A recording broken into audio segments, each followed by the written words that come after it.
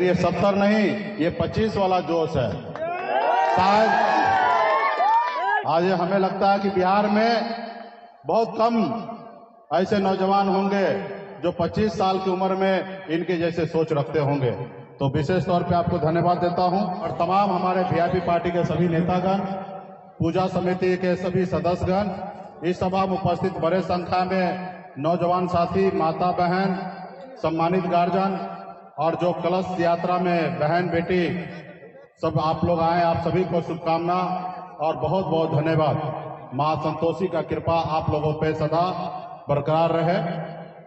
और ये मंच तो पूजा का है और ये कोई पॉलिटिकल मंच नहीं है, लेकिन एज ए मैं नेता, आप सबका भाई, आपका दोस्त, आपका अपना, तो मुझे लगता है कि अपने दिल की बात आपके बीच में रख देना चाहिए। आज हम लोग पूजा क्यों करते हैं? पूजा इसलिए करते हैं कि हमारे पास अनेकों समस्या होता है। मां संतोषी से कृपा पूजा करते हैं कि हमारे समस्या का हल हो, हमारे आसपास में कल्याण हो, हमारे लोग दुख तकलीफ में ना हो। इसके लिए हम लोग पूजा करते हैं। जितना पूजा पे हम लोग ध्यान रखते हैं, जितने मन शांत करके पूजा करते हैं, उतना ही मन लगाना है अपने बच्चे को पढ़ाने लिखाने में। आप माता का आशीर्वाद तो लीजिए, उनका कृपा आपके पास रहना चाहिए, लेकिन आपका कृपा जो है आपके बच्चे पे होना चाहिए। आपका कृपा मतलब आप अपने बच्चे को, माँ बाप संसार आप ही हैं, और आप अपने बच्चे को इस संसार में सर उठा के जीना सिखा सकते हैं या सर झुका के से चलना सिखा सकते हैं। ये सिर्फ आपके हाथ में है। ये माता रानी नहीं आएंगे, ये आपको काम करना है। एक बच्चे की जिंदगी में उनका माँ बाप ही उनका भगवान होता है, और आप अगर उनका भगवान है तो आप अपना अच्छा कर्तव्य कीजिए कि अपने बच्चे को पढ़ा लिखा के काबिल बनाइए।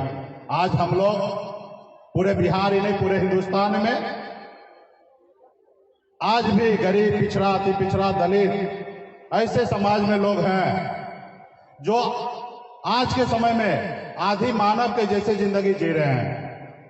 मानव के जैसे नहीं, मानव के जैसे तो वो जिंदगी जी रहे हैं कि अगर मुंबई जाना है तो पटना एयरपोर्ट पे जाएंगे या 2 घंटे में मुंबई पहुंच जाएंगे।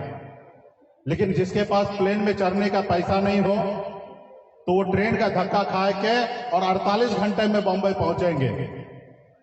तो इसलिए आज भी आदि मानव के जैसे जिंदगी जीते हैं। अब दिसंबर जनवरी ठंड का समय आएगा। इस ठंड में लोग रजाई से बाहर निकलने का सोचेंगे नहीं।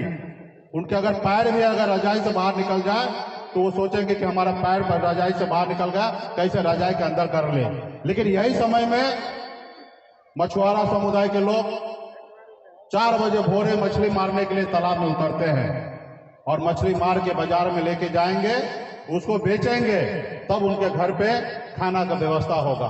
तो आप बताइए कि एक आदमी राजा के जैसे जिंदगी जी रहे हैं और एक आदमी आदि मानव के जैसे जिंदगी जी रहे हैं। इस संसार में सबका हक है बराबरी में जीने का, लेकिन नहीं है।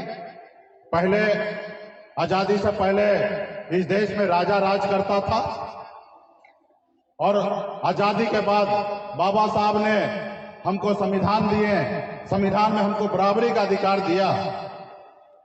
जितना प्रधानमंत्री नरेंद्र मोदी जी के वोट में ताकत है या मुकेश अंबानी के वोट में ताकत है, उतना ही ताकत हमारे वोट में भी है।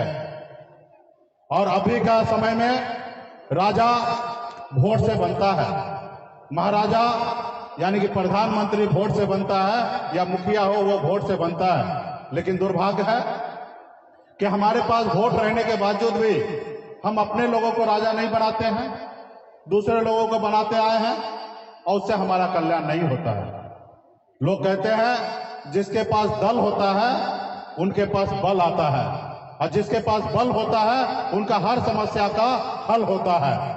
और जिसने भी दल बनाया उसको बल मिला, और जब बल मिला तो उसका हर समस्या का हल हुआ है।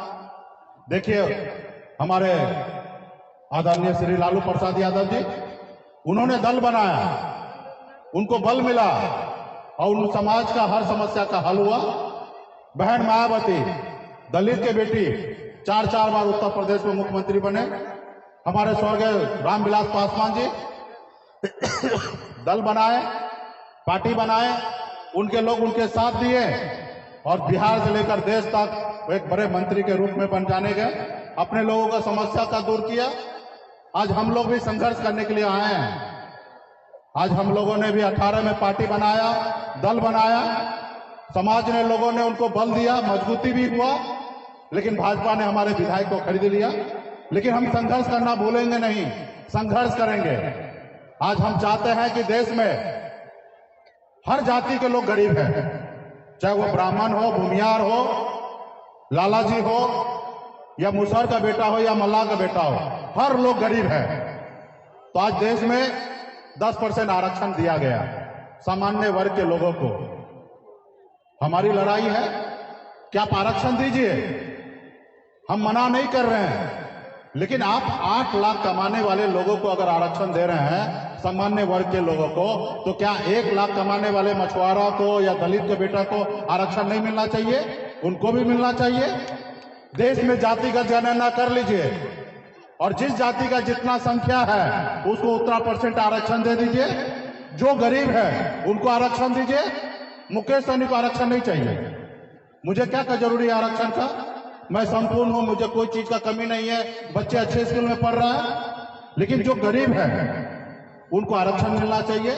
लेकिन ये भारत सरकार जात को देखकर आरक्षण दिए। तो मेरी लड़ाई वो है भाई, बिहार में ओबीसी 60% ओबीसी को आप 27% आरक्षण दे रहे हैं, लेकिन 12% आदिवासी को आप 10% डायरेक्ट आरक्षण दे रहे हैं।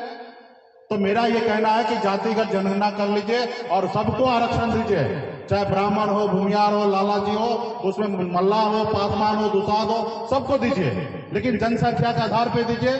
किसी को ज्यादा किसी को कम नहीं दीजिए। आज इसके लिए मैं लड़ाई लड़ रहा हूं। तो लोग कहते हैं कि मुकेश सहनी गलत कर रहा है। कुछ लोग को लगता रहेगा कि मुकेश सहनी सिर्फ जात की बात करता है। हाँ, मैं जात की बात करता हूं।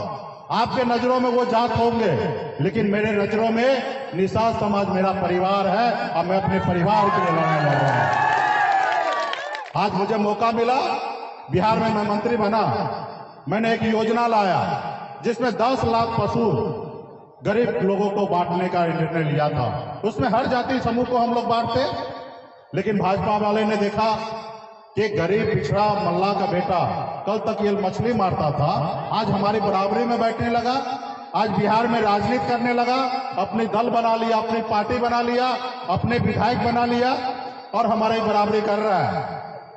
तो भैया, क्या जिंदगी भर हम आपके पीछे पीछे चलते रहे? क्या जिंदगी भर हम आपका गुलाम बने रहे? क्या मेरा अधिकार नहीं है, मेरा हक नहीं है कि संसार में सर उठा के जीने का?